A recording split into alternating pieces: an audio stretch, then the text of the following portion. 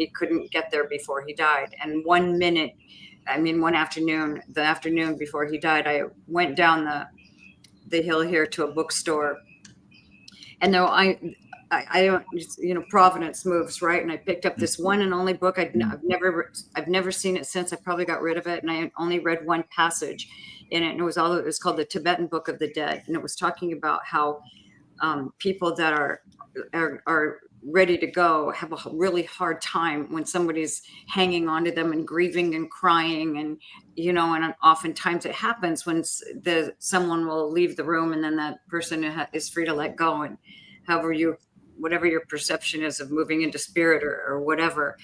That also happened that happened with my dad. I left my dad's side, and an hour later he also left. And it happened with my dog, as I wasn't there, and I felt this brief version of that story was that the vet told me, it was close to the end with my dog's life, and it was the morning that my daughter's baby was being born in LA. So I couldn't be there at the hospital, and they called me right when I got to the parking lot in LA, and they said, I think you really need to make the decision. Now is the time for him to go. And I felt like, oh my God, I'm not even there. I'm not there. And and since I'd read a post by a friend of mine who said it's so terrible when someone doesn't have the courage to be with their pet when the pet is getting put down.